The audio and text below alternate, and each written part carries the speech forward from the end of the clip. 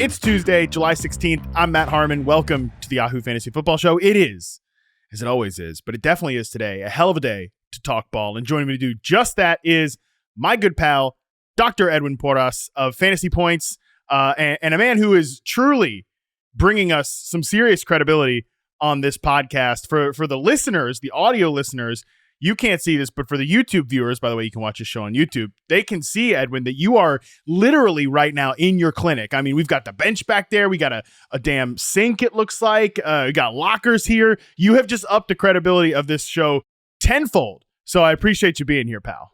Hey, no, man, I appreciate being here. I appreciate being able to talk ball with you. I'm a longtime listener, and I think this is the second time. Yep, second time I've been on here, but I am in my clinic. Twitter docs and the idea of a Twitter doc is pervasive right now on the Twitter streets. I know that it gets to be a little contentious, but I do treat athletes. I do see athletes. Saw them before we started recording. Going to see them once we're done recording. But in the meantime, I am just as much of a degenerate as anybody listening to this podcast. So that at the end of the day, that's what matters. Yeah, well, what matters really, though, is that you actually do know what the hell you're talking about. You're not just somebody who was like, okay, let me just talk about injuries on the internet. You've got some serious bona fides here, as they say, pal. You've got some real skins on the wall, and that's why when you, and I'm gonna out you here, that you reached out and basically, like, my mom always said growing up, like, never invite yourself over to somebody's house. Never. That was her number one rule. She had a lot of rules, but that was definitely one of her number one rules. You do not invite yourself over to somebody's house. Edwin did invite himself over to our house today, basically saying, like, hey, man, how about this? Who is this year's Breece Hall? As a flip the script concept, as we finish. This is actually going to be our last episode of this series here. And I love the idea. Because I think it's so much, frankly, so much more interesting than some of the other topics, Edwin, that we've had on this series, because not every analyst can come on here and just BS with me about who is going to be this year's surprise sleeper, blah, blah, blah. Sure, that's easy, but it's going to be tough. And really, honestly, I love that you're really challenging yourself here, pal, because it's going to be interesting, I think, to find out who is this year's Breece Hall. And what we mean by that is, like, a guy who's coming into the season, coming off a serious injury that maybe gets a little overstated, over-discussed, and ends up paying huge dividends in fantasy, especially down the stretch of the season. Yes, exactly. And I did invite myself. Well, you know what? I'm going to give myself some credit, Matt. I said, not saying, just saying, who's this year's Breece Hall for Flip the Script. And then I follow that up with another sandwich. I'm not saying, I'm just saying. So luckily you liked the idea. Obviously, this is a super fun series. I've been listening to the whole time. My partner in crime, my compadre Jorge, has been on here. You guys talked a little bit of running backs, one half of the Injury Prone podcast. So I'm excited to be the second member of the podcast to try to hit some home runs. Hey, last time, you know how it goes, Matt. We're not always right. We swing sometimes big and we miss big.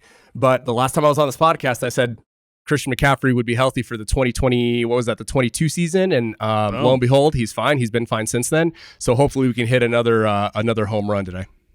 Well, and that's sort of your whole ethos, right? Your whole brand in the fantasy space is that, like, injury prone as a label is maybe misunderstood, which I think can really help us throughout the course of this discussion today. But before we get into our candidates, and we do have a lot of players to discuss, and I'd love to get to all of them.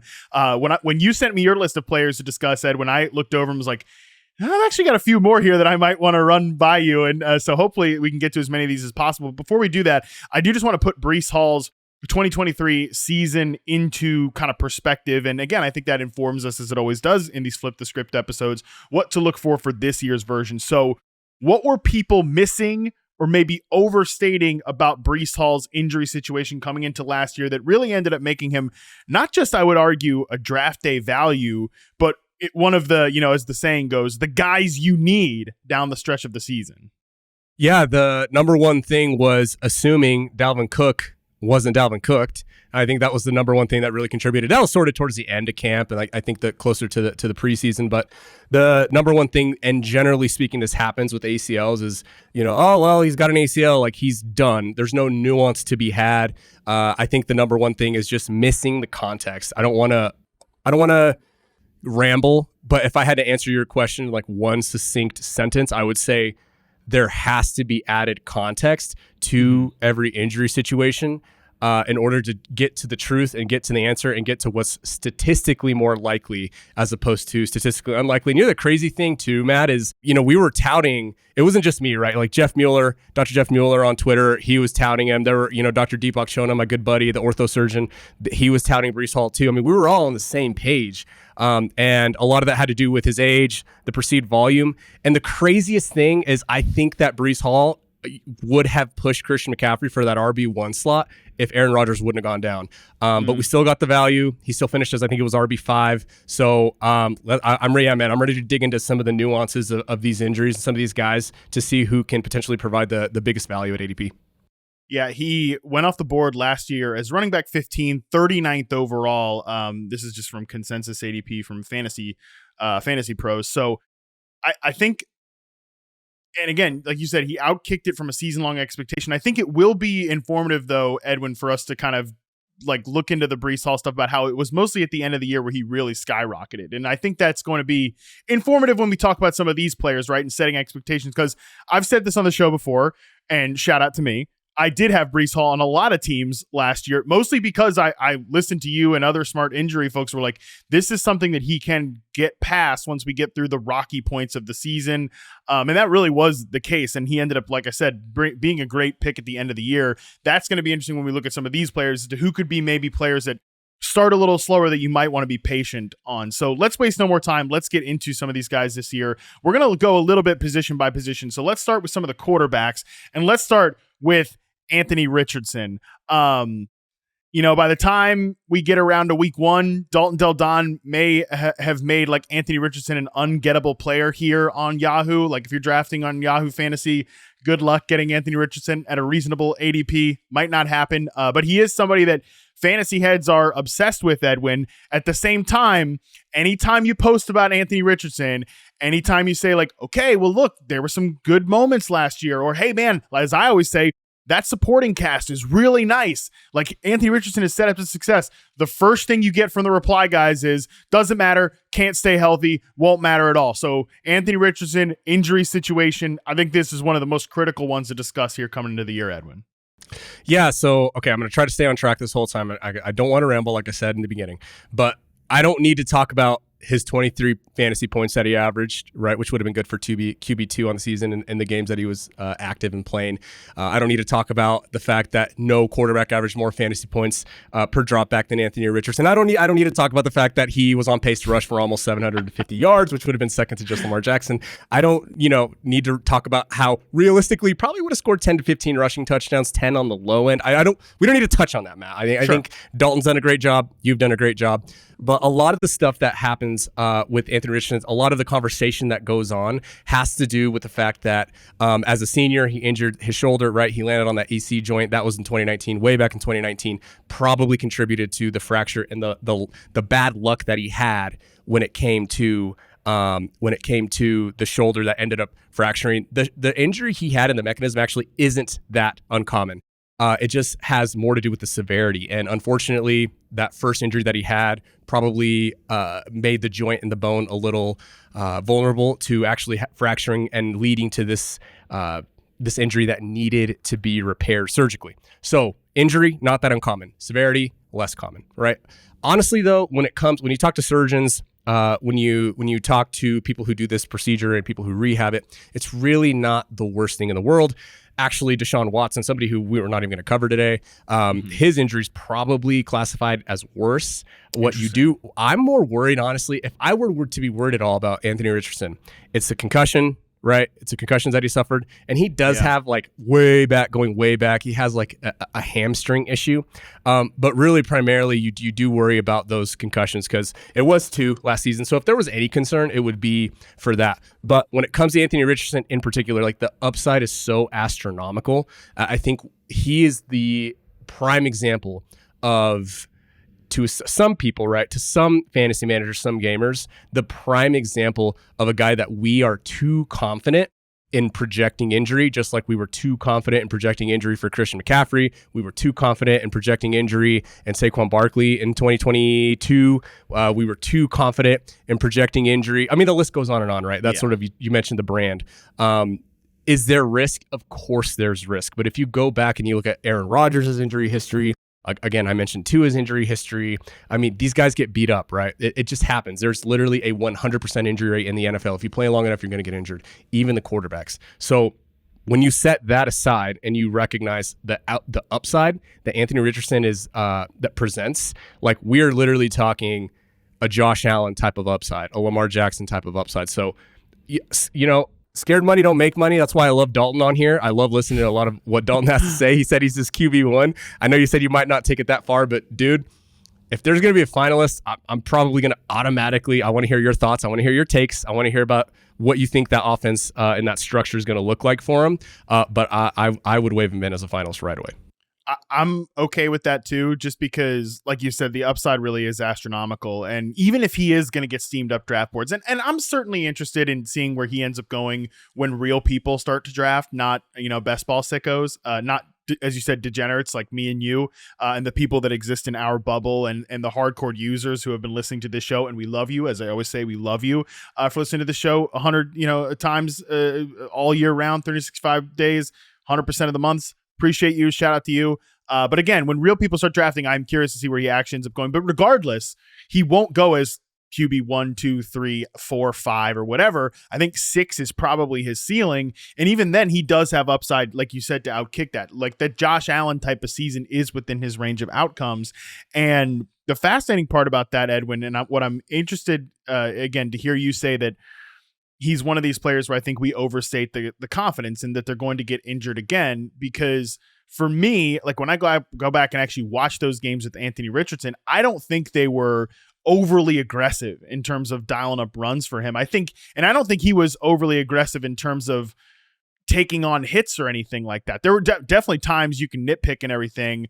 Guys like Kyler, guys like Lamar Jackson have really made a specialty out of never getting clobbered in the NFL. I think Richardson can maybe work on that a little bit. There were times where, like, you're lowering that shoulder. You probably don't need to lower that shoulder.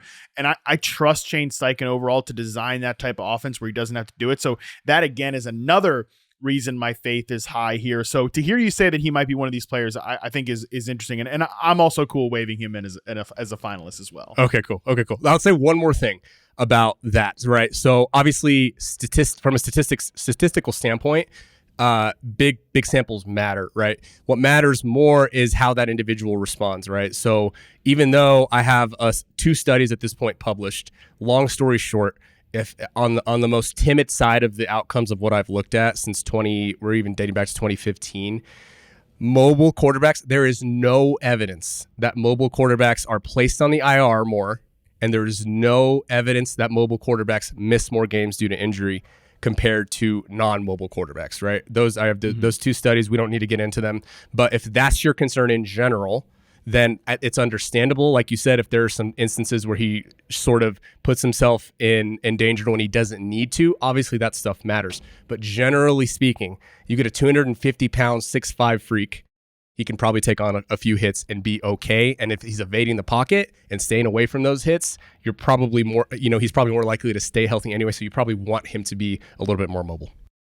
That's a great transition. Pocket passers can get injured just as much as mobile passers, because the next 2 guys we are discussing here, I just want to group Kirk Cousins and Aaron Rodgers together. One, because I don't think either one of them is going to be our finalists in terms of this year's Breece Hall, because I just don't think the upside, and maybe you disagree with me, but I don't think the upside is there for these guys to like break fantasy or become like a league winning type of player. But I just want to group them together also because they're older guys. Aaron Rodgers is older, but they're older guys coming back from the same injury, an Achilles injury. But is there a difference here? I don't know. You can tell me. So with these 2 players specifically, where are we at coming into 2024? Yeah, if you want to get really nerdy, from that's why we have you here, buddy. That's why we have you here, pal. Hey, man, I'm not a nerd. I'm probably nerd on more levels than one, honestly. So really, if you want to get nerdy from the biomechanics perspective, Kirk Cousins' injury is different from Aaron Rodgers. Aaron Rodgers is his lead leg. and Kirk Cousins, this is his plant leg, right? So if you wanted to be a real nerd, you could say, well, Kirk Cousins might struggle with the deep ball if he can't, put his back foot in the ground and then and explode to sort of hit those deep balls. Then that's a concern. That's something that you would, in theory, be a little bit more concerned about than Aaron Rodgers. Then again, you flip that, and again, more nerdy biomechanics. Aaron Rodgers does the thing where he's sort of always on his tippy toes, jumping and hopping and hopping and hopping, right? So that hop is brought on by the muscle group that ends in the Achilles tendon. So is he going to be as hoppy? Is he going to be as mobile? What's that going to look like? So you can sort of make the argument for both guys. Probably going to be less mobile, probably going to have some calf tightness throughout the season. That's normal. Worst case scenario is we get something like what happened with Joe Burrow, where he is just, he's got that calf issue, just doesn't go away for 3-4 weeks. That's probably the worst situation that could happen for either of these guys. I mean, the 35 and 40, it's not a shock that they ended up tearing their Achilles. But really, generally speaking, the re-injury rate for athletes after an Achilles tear is somewhere in like the 5% bucket. Where I would really say, like, they're probably going to be fine. They can probably beat their ADP. I would definitely be drafting, maybe Drake London. I guess I'm going to have to pause on that one. I would definitely be drafting Garrett Wilson. I would definitely be drafting Breece Hall. I would definitely be drafting future Hall of Famer Tyler Conklin. I'm just kidding on that one. But I think generally speaking, these guys are going to be better for their skill. I didn't know who you were going to say. When you said future Hall of Famer, I was like, I don't know who he's teeing this up. Like, who on the Jets is a future Hall of Famer? I thought it was going to be Kyle Pitts. I don't know. Who knows? But at the same time. That's fair. It could be Kyle Pitts. Kyle Pitts could be on the show too, by the way. Maybe I missed him. But I thought about it, but I almost, you're one of these Kyle Pitts chart tight end freaks, so I didn't even want to. That's fair. That's fair. But I think to summarize, I think Kirk Cousins and Aaron Rodgers are going to be fine. Their floor, really not that dangerous of a floor. Maybe their skill guys miss them maybe 3 to 4 weeks at the worst. And I think that generally their skill players are going to be fine, but I wouldn't necessarily consider either of them world beaters. Yeah. So just before we close the loop on these two guys, you said you don't know about drafting Drake London. Is that just like a Drake London thing, or is that a Kirk Cousins injury thing, or? Fair question. Very fair question. I just think, I've listened to a lot of your stuff, obviously. I've listened to you talk with other people about Drake London, and it just makes me I'm just a little nervous about it. It just seems like he's getting drafted at his ceiling. And if Cousins does spread it to Kyle Pitts, if Cousins does dump off to Breece Hall a little bit more than we want, if the Falcons still don't, I know it's a new regime and everything, but if they still don't necessarily figure, I just saw that headline yesterday about like Kyle Pitts has got a lot on his plate. He's learning how to play receiver tight end. Like, I don't love to hear that necessarily, but like, I don't know what's going to happen with that. The moral of the story, and maybe this is me, talking out of both sides of my mouth when I say scared money don't make money. It seemed Drake London kind of scares me, but I'd love your take on that. Well, yeah, look, I'd love him to not be going at wide receiver 11 in early basketball drafts. I'd love it to be like 14, 15. But at the same time, when you just look through the guys, and look, for the most part, like I have said on the show, I'm a little like, with the Drake London stuff and just like he's going so high. I get it, but I love the player. I think he can take that leap into like truly a tier 2 superstar receiver in the league. And you just look at the guys that that are going behind him. Chris Olave, Nico Collins, Deebo Samuel, Brandon Ayuk, Jalen Waddle. Like, we have to go all the way down to Mike Evans at wide receiver 17 to truly get to a guy who has just can moonwalk into a top target share and is paired with a maybe stable quarterback situation. So that's why I think Drake London's been just elevated, because he's clearly the top target on his team. He's really, really good at football. And we think this quarterback situation we definitely think it's an upgrade, but we think it's potentially a significant upgrade.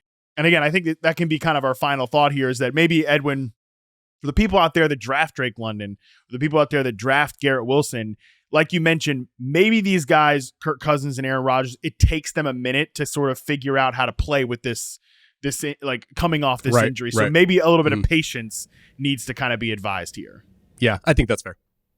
All right, let's talk one more quarterback here before we move to running backs. Joe Burrow. I threw him on this list, Edwin, just because, you say that injury prone is kind of overstated, whatever. It does seem like Joe Burrow, if you believe injury prone is a thing, I think you do have to start kind of raising an eyebrow at the fact that Joe Burrow has dealt with a lot of injuries. So is Burrow coming off this wrist injury that you see some people, who knows what's real and who knows what's not online about literally anything, but certainly about players' injuries and stuff. But some people said like, oh, it's a really unique injury or whatever. So the Burrow thing, where are we at both this year and kind of just going forward with him as a guy that has dealt with a lot of different injuries? It is weird. If you want to give him the benefit of the doubt, the ACL was a brutal hit. I mean, that was something you don't see. He broke his kneecap.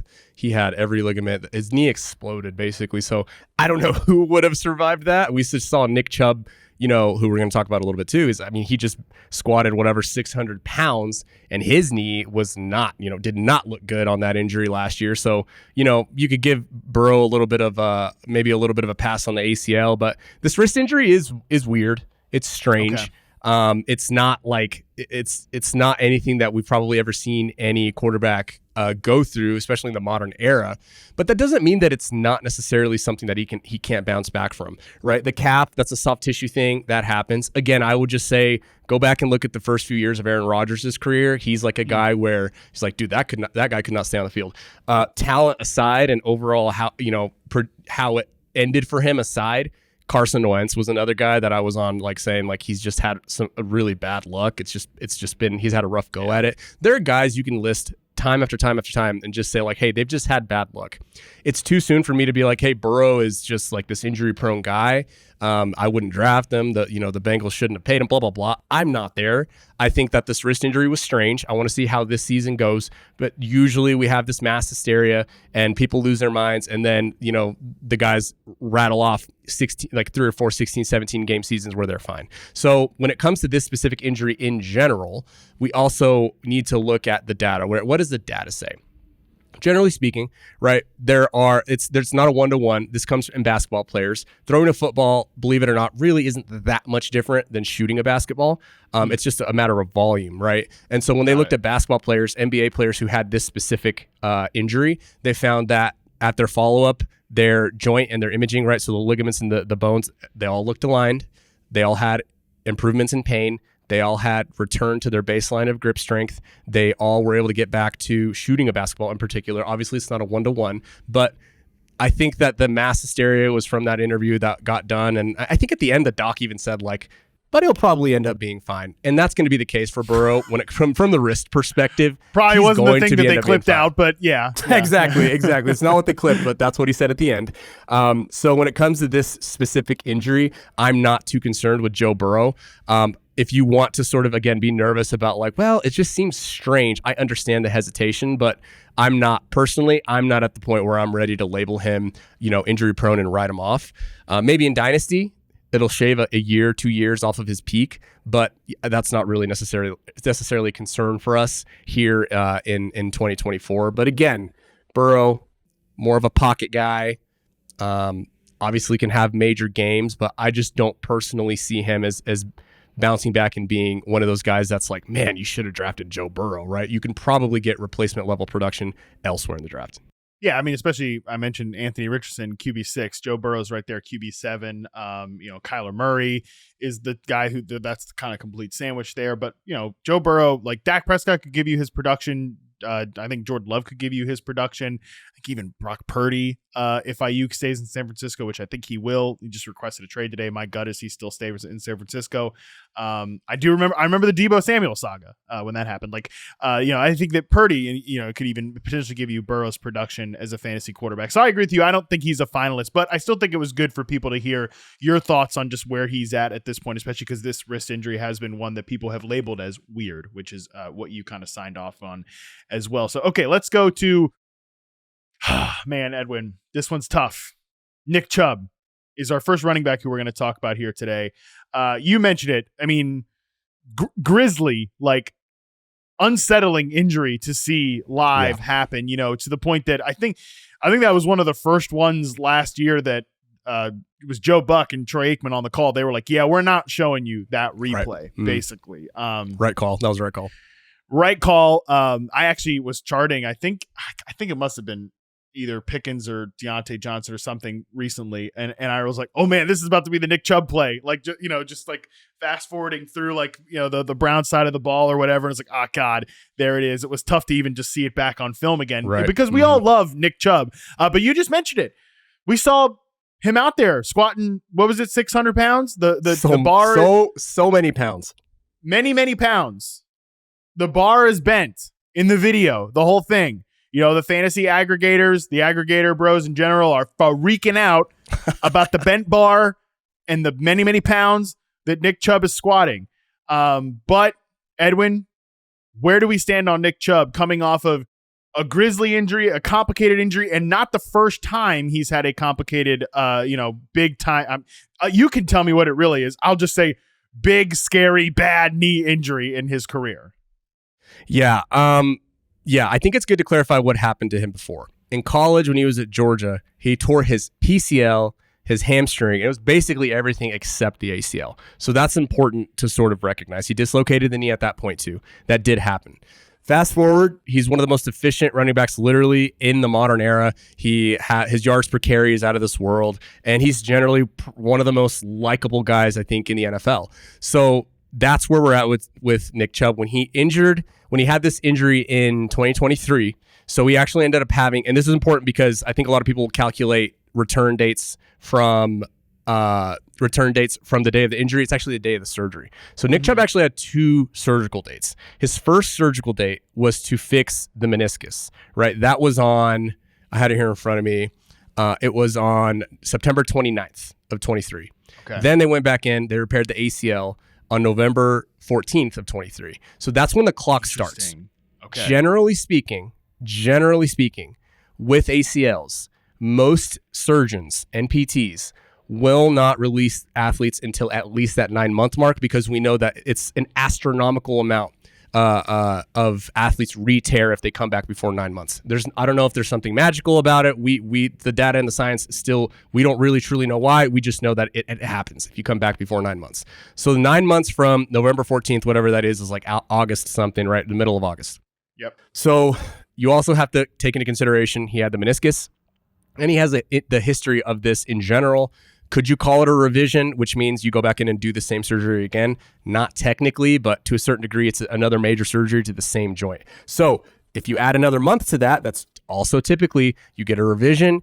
PTs and surgeons, they say, hey, this time we're gonna tack on another month, right? So you're, even from an availability perspective, you're looking at potentially end of September to really see Nick Chubb back, seeing his full workload volume. You're probably looking at another month before you're seeing him actually bounce back and look like Nick Chubb, if that happens again. So, okay, I've already rambled a lot. I don't know if that's a lot. I don't know if you have anything to add from there, Matt. No, listen, I think that all makes a lot of sense to me. So, there's something about, like, I don't know anything about anything when it comes to this, to knee injuries, anything like that. But just when you see something like that happen on live TV, you're like, this is going to be complicated, like this return process here. And I think that's basically what you are saying as well.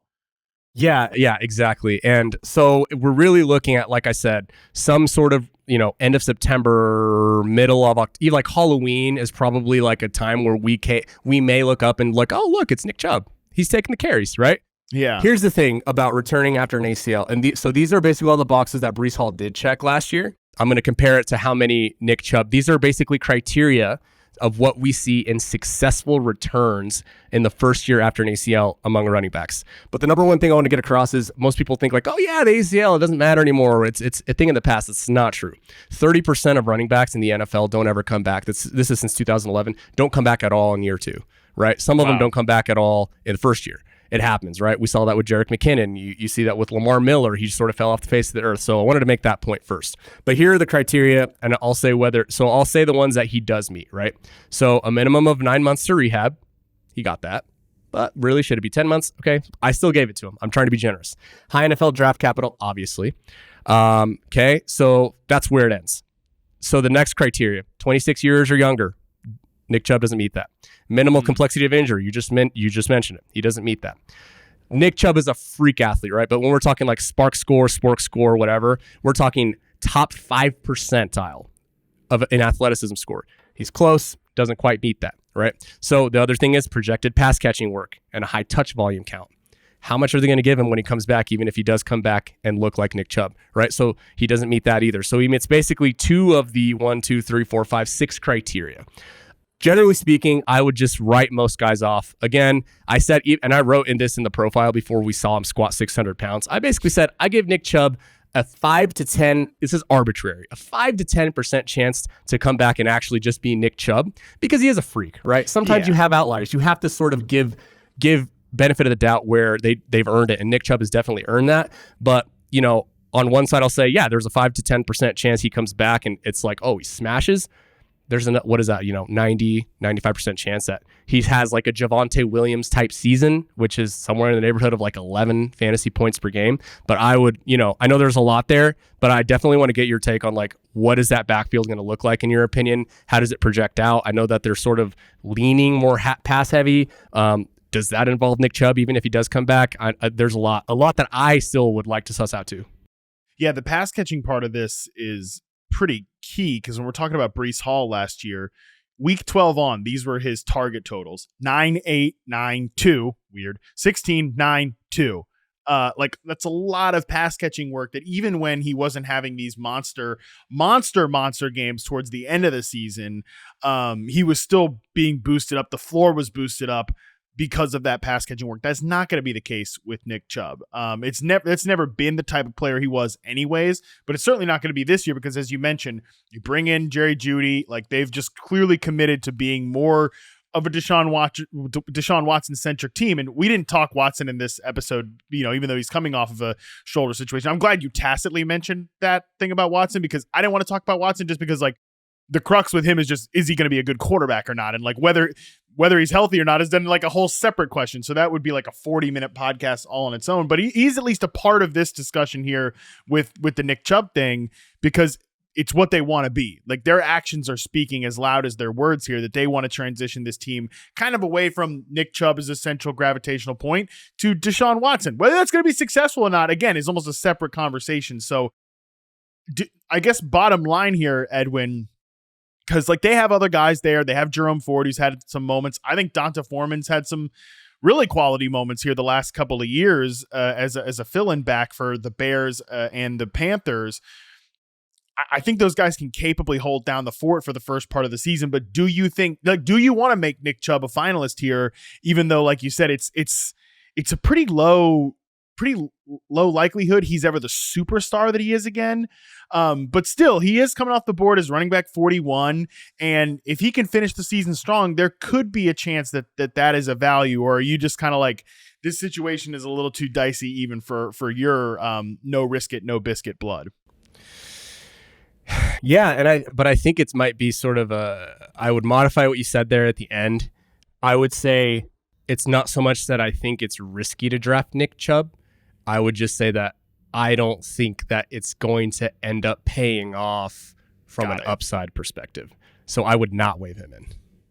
All right, cool. Then we will not. But I'm glad that you've got at least the candle lit for Nick Chubb because I want to keep the candle lit for Nick Chubb. Whether it ends up being a great pick or not, I think is a whole separate conversation. Next running back, though, here I think could be that guy. Jonathan Brooks, Carolina Panthers, rookie running back. I think he definitely could fit the mold here of this year's Breece Hall because if people don't know, they don't follow college football, they don't follow prospects.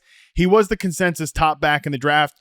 Was Jonathan Brooks. He went as the top back in the draft, but there's a chance he could have gone much higher if he did not tear his ACL in his final year at Texas, which, Edwin, I do believe that was a November ACL tear. So a lot of the same kind of criteria that you just threw out about Nick Chubb with like the 9 months, the whole thing does apply to the rookie here from Carolina.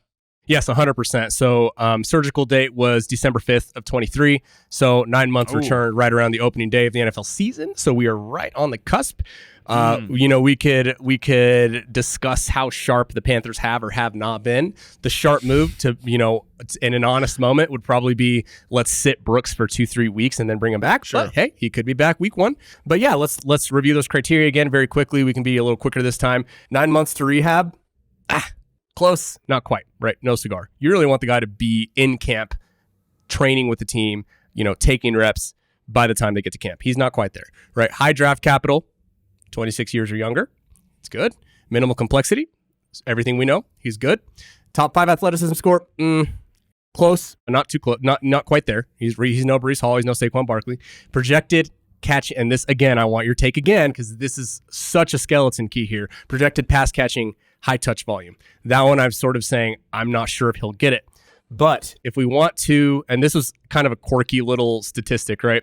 So he's being drafted however low. I think you mentioned it at the top there. I don't have it here in front of me. He's running back 27. He's 27. The 90th overall player in early 90th overall player. So the closest comp, and I'm treading lightly here, I'm not saying that Todd Gurley is the same prospect as Jonathon Brooks here. I'm not saying that. Sure. But he's the closest comparison, right? So Todd Gurley had the same injury around the same time, had surgery around the same time, got drafted by the Rams.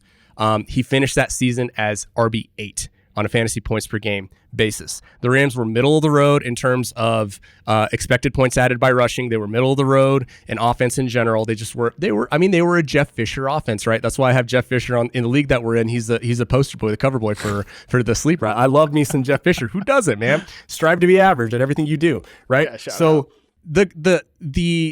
the thing with Gurley that year when he finished RB8, his efficiency really wasn't that great. It wasn't anything, groundbreaking, but he had 10 rushing touchdowns and he added every game. So per game, he added 3 points just from receiving work, right? Yeah. So that's obviously not anywhere. That's a lot of guys don't get that at all. So that was helpful for him. And then this is just like a quirk, Matt, but I wanted to add it in here because it's just also very weird. Together, in 2023, Miles Sanders and Chuba Hubbard on a points per game basis, they finished as RB8. Todd Gurley that year finished as RB8. I thought that was weird. I'm not saying that means anything, but I thought it was a little, interesting. And I think literally this offense can only get better, right? In Carolina, I'm optimistic on Jonathon Brooks, and really, I was thinking about this last night, and that's when it hit me, and I was like, God, the Panthers just aren't going to be that good. And then I think about the Jets. And then I think about Breece Hall, again, the topic of this show. And I think to myself, well, dang, pick 90. I mean, right now I'm going to give away my strategy. In the draft, in the league that we're in together, Matt, I have the number 1 pick, which I hate, by the way. I hate that number 1 pick. But it is what a horrible problem to have. No, it is a terrible. Woe is me, man. I hate that pick. I want to trade it back. You can have it if you want. But what I'm thinking here, right? It's a super flex league. How easy would it be to go Christian McCaffrey, anchor, and not have to worry about taking your RB2 until you get to Jonathon Brooks? I like Jonathon Brooks. I think I like him more every day. I want to hear what you have to say about that offense, about the dump offs, about Bryce Young, what they can be from an offensive perspective. Because if you're in on Brooks from an offensive perspective, I think he might be a finalist here. Let's go, before we talk about the current Panthers, I want to go back to that Todd Gurley example, because you pull up his rookie season. First 2 games, they didn't play him. They did exactly what you just said here that they should do with Jonathon Brooks. Didn't play him at all.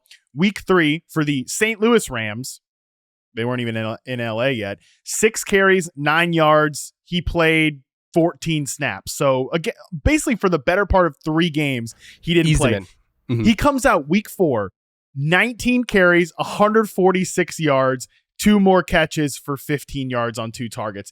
He actually, almost 9 yards per reception that year, 4.8 yards per rush, along with the 10 touchdowns. Man, that was such a dynamic season. Shout out to my guy, Todd Gurley. What a great talent. I agree with you. Brooks is not in that level of talent. Also, shout out to Todd Gurley for once tweeting at me to stop hating, man, when I said he was going to be a not good draft pick the next year, which rough. I don't want to say who was right in that situation, but it wasn't the guy who said stop hating, man. But Todd Gurley and I have since had many good conversations. Wonderful guy, Todd Gurley. I wish his career ended differently. By the way, in terms of how good this team was, the Rams were, of course, they were 7-9 this year. So it wasn't like they were yes, they weren't like ripping the doors off or anything. So coming back to the Panthers here, I think he is going to get a lot of work when he's ready to go. And if you just look at the running backs last year that were involved here from a receiving perspective, 36% success rate on his targets for Chuba Hubbard. Not good. Miles Sanders, 39%. Not that great either. I think there is real big need, buddy, for like a dump off threat. And I do think he's going to be a big foundation piece to the offense. So I think the Panthers, I've kind of slowly come around to the Panthers being a little bit better than we think they might be. So I'm willing to waive Jonathan Brooks into the finalist category here, unless we have some better players as we go through the next few players on the list. No, I'm ready to go, man. I like that. Let's wave him in. All right, I think he is definitely someone who fits this category. Okay, last running back here, and then we'll pick up the pace because I know we're running a little short on time here with you, man. But Javonte Williams, I'll be honest, you put Javonte Williams on the list, and I was like, I don't know if I care about Javonte Williams, who's running back 30. He's 102nd overall. But then, again, maybe you can tell me if I'm wrong, just because he's not coming off a good year last year, but that was the first year off of the injury. So are we potentially looking at a much better version of Javonte Williams this year in what is still a crowded Denver backfield, but much similar to the conversation we just had about Brooks? If the Broncos are better than we think they're going to be, Williams or theoretical RB1 could be a value for this team. Yeah, so I think the number one thing to talk about when it comes to Javonte Williams, the reason I put him on here was because I think there is a conversation to be had, right? So if we look at Breece Hall from 2022 to 2023, Breece Hall saw, after his ACL, he saw an increase in 4% missed tackles force. He saw a plus 66% receptions per game, right? Javonte Williams, minus 48% missed tackles force per attempt, minus 22% yards created per attempt, minus 27% receptions per game. Crazy enough, he still matched his previous season production. He didn't break out like we were hoping if he would have stayed healthy, but the injury was severe. To be 100% honest with you, he probably should not have come back as quickly as he did, realistically. I think sometimes rehab professionals, surgeons, teams, they can get a little bit over their skis. Even the athlete is ready to get back, and they just do it too quickly. You saw him then have the groin injury, not surprising. But I did want to bring him up because, in year two, for the guys who do bounce back from the surgery in year two, for the guys who do stay in the league, in year two after an ACL, they see an increase of 17% missed tackles force per attempt, increase in 9% yards created per attempt, and an increase in 39% receptions per game. I'm not going to waive Javonte Williams into as a finalist simply because of what you already mentioned. The backfield's crowded. I don't know if I trust Sean Payton. I'm not entirely certain what we're going to get from that offense, and we don't know if Bo Nix is going to be any good. So, the best case scenario, I think Javonte, again, can average 13, maybe 14 points per game max, but I don't think that he's going to be a guy that's going to be a difference maker necessarily. I think he can beat his ADP, and that's about it. I mean, if you do look back at Javonte Williams' receiving stats last year, they're really impressive. So are Jaleel McLaughlin's, though. These guys, 37% targets per route run, 44% targets per route run for Williams and McLaughlin. But I don't know how much of that is Russell Wilson induced. And I don't know how much, because he was just, reading check down. That was a Russell Wilson experience last year. But I'm glad we just talked about him briefly, just because he is kind of a post dead zone back to me this year, Javonte Williams. And if he ends up having a nice year, he could end up being a decent draft day value. But I'm with you. I don't think the upside's there for him to be a finalist. And I think we might have a better upside candidate here as our third player among these wide receivers. Let's talk about the receivers, and let's start with Cooper Kupp. I know you want to have a Cooper Kupp conversation here, and I'm willing to definitely do that. And I'll share kind of my thoughts on his season last year, going back and charting him for reception perception. But first of all, just injury wise with Cooper Kupp here, Edwin, where are we at after a lot of stuff the last few seasons? All right, let me walk you through the 2023 story of Cooper Kupp. August 1st, 2023, injured hamstring in camp. August 31st, had a hamstring setback. Weeks 1 through 4, out due to the hamstring strain.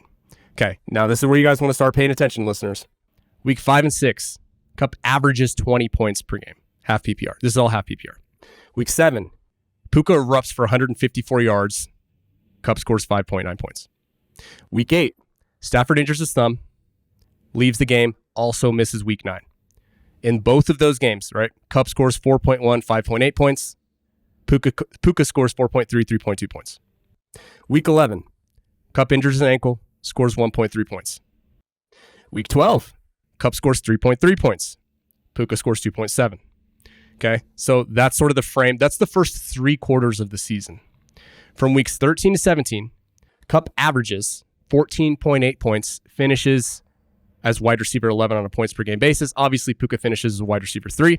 There's no denying the context of the Rams offense has changed. That's what I want you to get into. I want to hear your expertise and hear what you have to say about that, right? But how exactly has that impacted Kupp? Primarily what we saw is that from a team target share perspective, Kupp was still right in the neighborhood. Those last 4 weeks, he was at 24.6 and Puka was just around 23. The biggest change, this is per fantasy points data, the biggest thing wasn't the target share, it was the air yard share. Cooper Kupp saw a 20% air yard share. Puka Nacua saw somewhere in the neighborhood of, I think it was 30%, right? So that was where I think most of the conflict came when they were both on the field and healthy, and Stafford was healthy. What I'm saying here, though, Matt, is that Cooper Kupp's going off as like wide receiver 28, I believe it is, or something like that. He's the last Triple Crown winner, Super Bowl MVP. We know he's a freaking nut job when it comes to working and staying in shape and doing everything he can. There was like there's some article, or I don't even remember what it was. Something about like Puka trained with him in the first 2 weeks. Puka threw up like every workout for 2 weeks or something with Cooper Kupp. Like there's something crazy out there like that. Like incredible. So all those things in the context, keeping the context in mind. So then listeners are probably like, well, he's 31 years old, and he had a hamstring strain. Boy, if only there was someone we could learn a lesson from who set the precedent for a 31-year-old wide receiver coming off a severe hamstring strain, who, myself included, and everybody else faded, only for him to go on and have a wide receiver 3 season on a points per game basis. Keenan Allen, looking at you. If only there was a precedent for that. I will take a mea culpa on me. I want to talk about everything I'm right about. I was super wrong on Keenan Allen. He came back and I was super wrong on him. So he's already set the precedent that even though there's a 33% re-injury rate in hamstrings amongst wide receivers, which is, by the way, the highest recurrence rate of every injury amongst all skill players, he can still do it, right? Kupp can still ball. These elite guys, they don't just fall off a cliff. I understand there is some risk involved, but we know right now, Cooper Kupp, in my opinion, is being drafted at his floor, right? That's not something that I am confident will happen. And if you look, and this is the last thing, then I want to hear your thoughts here, Matt. So over the last 4 weeks of the season, like I said, Puka finished wide receiver 5, Kupp finished wide receiver 11. I mean, just some wide receiver tandems. Just let's say since, in 2023, you had Tyreek and Jalen Waddle. They finished wide receiver 1 and wide receiver 25. Debo and Ayuk, wide receiver 9, wide receiver 14. And you look at 2022, right? The same thing, Tyreek and Waddle, wide receiver 4, wide receiver 13. You're telling me that we can't get you're telling me at worst we're going to get a Mike Evans and Chris Godwin from 2022, which a wide receiver 14 and a wide receiver 20 finish. Like, I think Puka and Kupp, especially with Sean McVay, one of the best offensive minds in football, I think we can get somewhere in the neighborhood of a 2 top 12 wide receivers from this offense, regardless of the current situation with Cooper Kupp. I have gotten more and more excited about Cooper Kupp. I know he's rising right now, but I still think his ADP is too low. I would say Cooper Kupp, because of his body of work and what we know and the precedent and the data that we're looking at, I think that he deserves to be a finalist in this conversation. But again, I want your thoughts. Okay. So just number one, what I love about this potential receiver duo is that I think it is going to be a highly, highly concentrated offense, because 2 things. One, I think they're going to play more 12 personnel this year. I know that Tyler Higbee's coming off an injury, but they signed Colby Parkinson to a pretty decent deal. I liked a couple of the very, very brief flashes from Davis Allen, rookie tight end last year. Hopefully no one in my Scott Fishbowl league is listening, because I want to take him with my last pick, Davis Allen. I almost took him earlier, but then I was like, I feel like I can get this guy in the last round. Anyways, it's a whole other thing. No one cares. Get your guy, Matt. Get your guy. No one cares about my, I'm not saying Davis Allen is my guy. Okay, I'm just saying, like, I want to take him in the Scott Fishbowl draft, and you should chart cares. I'm about to kick you off this podcast. Don't do that again. That's your last warning. But okay, so Cooper Kupp, by the way, speaking of like tight end stuff, Cooper Kupp has always been like borderline slot receiver, does some tight end things. I think if the closest thing I've charted to a tight end is maybe Cooper Kupp or Allen Lazard, honestly, which is a chart I regret doing. Anyway, so Cooper Kupp last year, you look at his success rates, first of all. Man coverage success rate is definitely down from the previous 2 seasons where he won the Triple Crown and then in 2022 when he was still super productive. It's down to like 65% from 70.6% in 2022. But his success rate versus zone number is still really good, 83.3%. It's not at the crazy high highs that it was in that 21 season, which that 91.4% is the second highest I've ever charted. I think it's fair to lower the expectations down to 83.3%, which is still, by the way, very good and right in line with like his 2019 and 2020 season.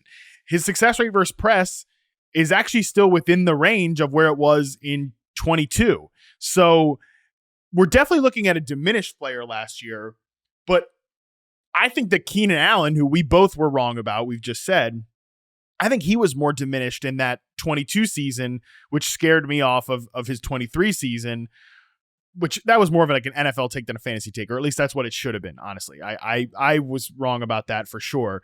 So, but I think Kupp was better last year than Keenan Allen was on film from a zone beating perspective, especially, which is important because to me, I think Puka's the one on this team. Like, that's going to be settled and done in my estimation. I think he's going to be the top receiver. He will be the top receiver, but I think there's a big room for Cooper Kupp to be that complementary threat here, but it is going to come in some different ways. Like you mentioned, the air yards were down for Cooper Kupp last year. I think that's going to remain the case because you look at the routes that Cooper Kupp ran, his slant route percentage is way up. His flat route percentage is way up. The screens are down because he's not the design target guy anymore. But where he can still make some big plays, Edwin, corner routes, out routes, those success rates were still really high as well. So I do think he is a diminished player for sure. And look, I always say with older receivers, I'm least confident forecasting the age cliff. Like history has taught us that with reception perception, but still, I do think there's enough on film from Cooper Kupp to say like, oh, this is a guy that we can bet on having a really quality season in what, like I said, what could be a very highly concentrated offense. And anybody that does like work with yards per route run or per route data would say like these 12 personnel teams that mostly run 2 receivers, the yards per route run is going to be higher. And I think that's going to be the case with these Rams players because they want to run the ball at a high clip and at a high efficiency clip. Yes, 100%. So that makes me feel a lot better about what you're saying because I think right now he's being drafted. Those two are being drafted as if it's mutually exclusive. That one has to have a big season without the other one. I don't think that's the case. I'll go on record and say I think they can still especially based on what you just said. There's no reason why, especially with Matt Stafford healthy, Sean McVay on the sticks. I don't think would we really be shocked if we looked up and they're both top 10, top 12 wide receivers? Like I wouldn't be that shocked. And all of the data that you're looking at and like reception perception charting him and stuff like that was through a hamstring strain, through an ankle sprain, right? So even if he is diminished, I'll throw one more piece of context here too. The sample got better and better the farther we got like through the season. Like the later season games were much better from a separation or route running standpoint than the early part of the season. Exactly, and that's exactly what we would say. Like if we were going to really say like Kupp is or any aging receiver is deteriorating, we probably I think it stands to reason we would probably expect that to go the opposite direction. So I mean, I really like Kupp. I think that he was dealt a really crappy hand last season, and I would love if Mr. Receiver.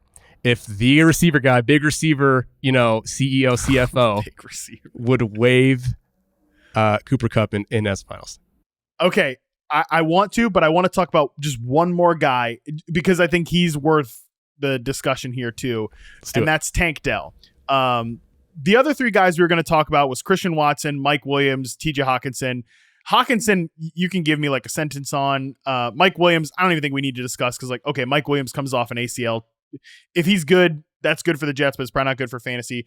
And Christian Watson, like I'm curious on your thoughts about Watson, but at the same time, like I've said this a lot, there are a lot more variables to Christian Watson than he just needs to stay healthy.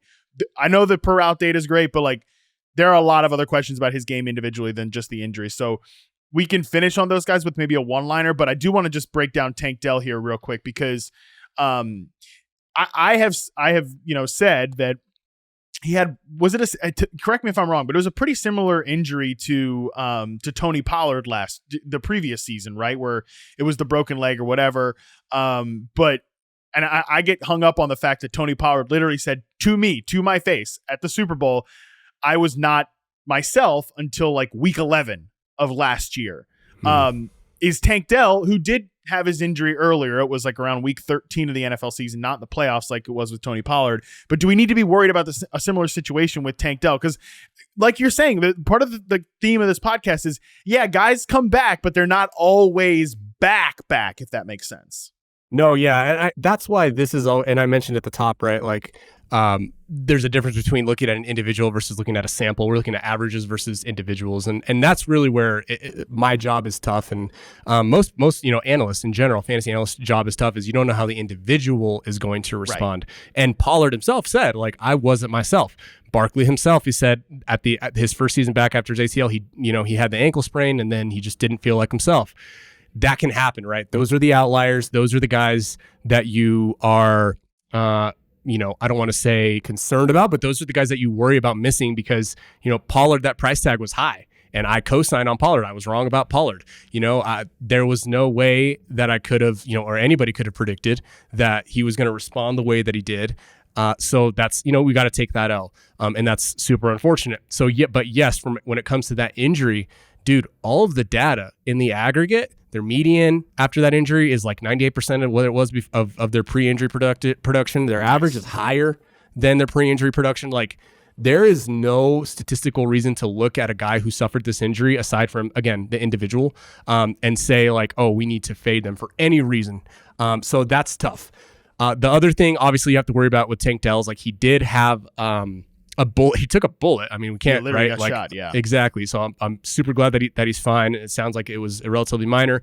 It does sound like it went through the back of his thigh. So, I would keep an eye on, hey, did he, is he having hamstring tightness, right? Because that's a realistic, like, applicable piece of information we can use is that the bullet hit the back of his thighs, so that could potentially implicate his hamstrings, right? Just depends. Maybe it does nothing.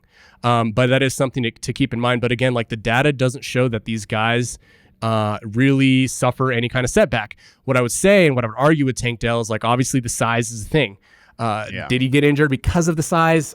I don't necessarily think so. I mean, he was just wrong place, wrong time, around a pile, right? You learn in Pop Warner, not to criticize Tank Dell, but you learn in Pop Warner, like, don't stand around a pile type thing. I know they sort of sent him that direction, but I think that Tank Dell can perform and do what he did last season. I don't necessarily see that there will be any detriment to his game.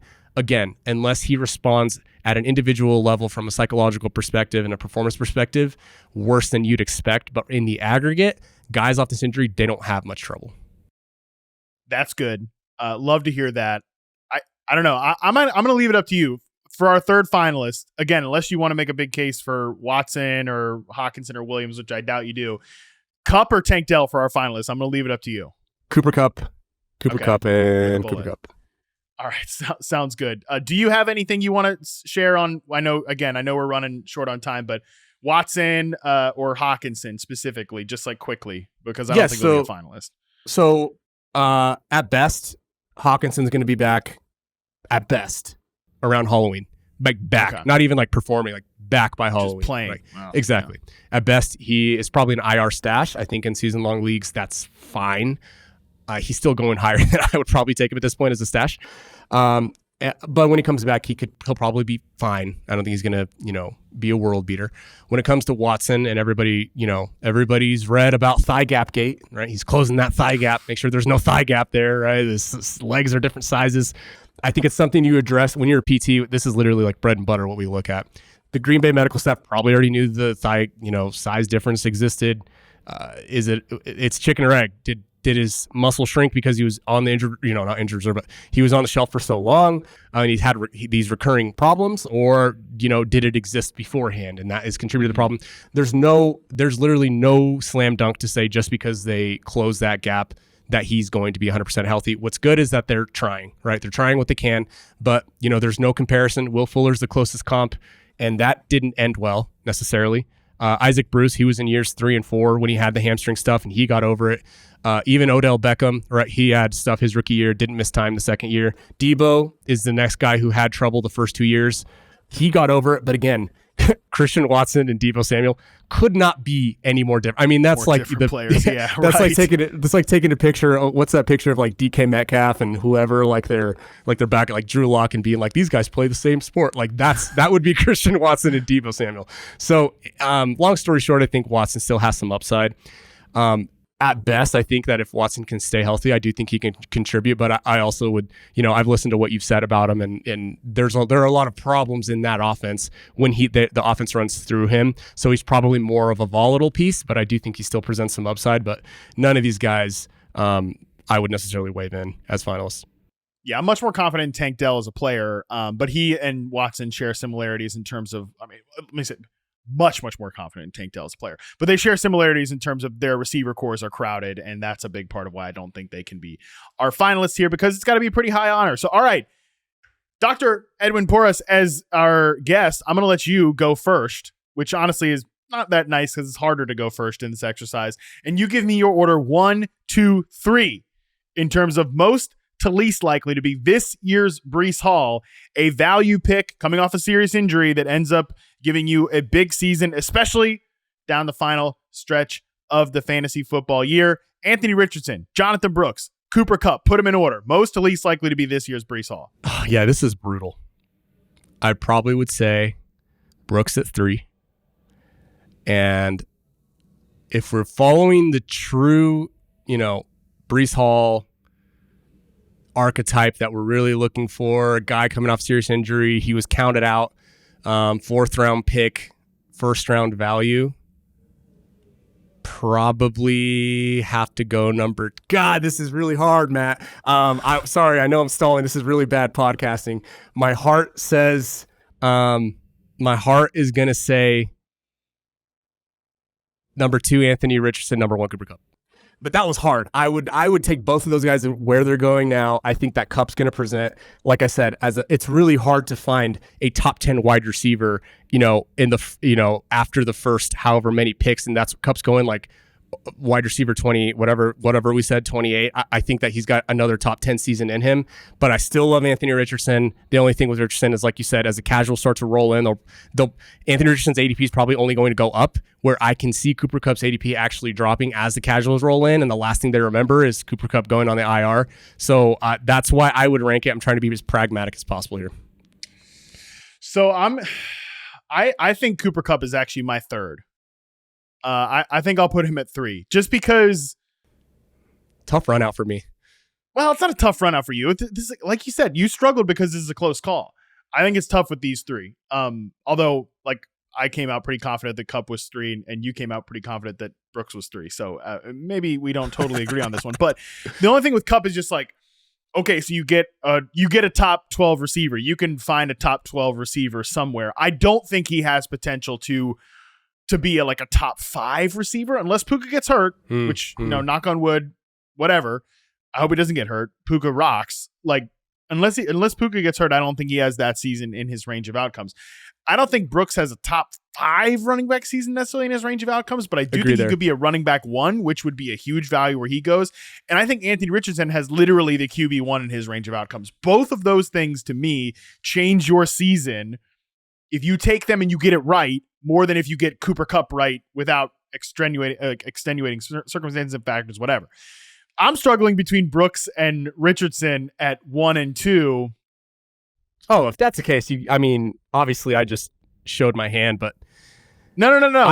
I just don't know if I want. Okay, you know what? I'm going to go ahead and say that Richardson is my number 2 and Brooks is my number 1, which means we are all tied up here with these 3 guys, which means producer Colin, I'm only ordering it this way, by the way, because I was scared and I want Colin to break the tie because this is a close call. So producer Colin and his extensive medical background in the chat, please let me know who is most likely to be this year's Breece Hall between Richardson, Brooks, Cooper Kupp. He says he would have gone with Anthony Richardson. Okay, so Anthony Richardson is our winner here. And you know what? That was the guy we were most consensus on. Right. And that makes sense. We both had him as number 2. So Anthony Richardson is this year's Breece Hall. Edwin, how do we feel about that? Yeah, I'll take it. I'll take it all day.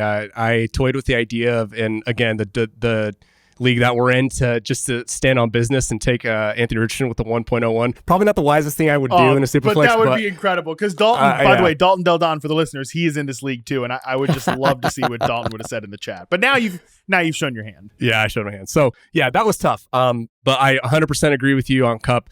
I think that he can bring value, like you said, it's probably not going to be like as groundbreaking as if Jonathan Brooks finishes as a top 10 running back or even a top 15 running back at this point. And then Anthony Richardson is obviously can break fantasy. So I don't have it's hard to argue, right? Like I totally am on the same page here. Incredible. Well, that was a great way to end Flip the Script because I think that was by far the hardest and most difficult finalists to vote on of the series, which is going to be incredible when the Yahoo Fantasy handle tweets this out. And again, all the reply guys are literally just going to say, can't stay healthy, can't throw the ball, not accurate, whatever. It's going to be great. There's the Anthony Richardson thing. If it doesn't work out, it's going to be so great for everybody in the fantasy industry. All right. Exactly. It's going to be great. Edwin, real quick, tell the people where they can find your work and everything they can check out from you and, of course, our buddy Jorge Martin over there on the Injury Prone podcast. Yeah, for sure. So the fantasy stuff, obviously Injury Prone podcast. Go there anywhere you find your podcast. And then obviously fantasy points, right? Love me some fantasy points. And then if you're an athlete in Denver, Pro Athlete Physical Therapy, Sports PT, if you need it, come hit me up. Boom. I would completely co-sign that. I'm in PT right now. Actually. Hey. So I should have moved to Denver and could have had you help me out. That's the solution is move halfway across the country. Yeah, don't worry. I haven't moved recently, so it would just be totally great. But maybe next time, maybe in another lifetime. All right, there you go, Edwin. Appreciate you, buddy. This was electric. Great pitch by you to invite yourself into my house and kill it on this show. So thank you very much, my friend. That is going to do it for us today, and that's a wrap on Flip the Script, which means literal football. Pretty close to football is basically here. Football's back for the 10th time this year and the 10th time going forward. Training camps are opening this week and next. If you didn't know, that is happening. Speaking of Anthony Richardson's number one fan, Dalton Del Don, is going to join the pod on Thursday as we look at the biggest training camp questions we want answered at the wide receiver and tight end position. That's going to be fantastic. Until then, we're out.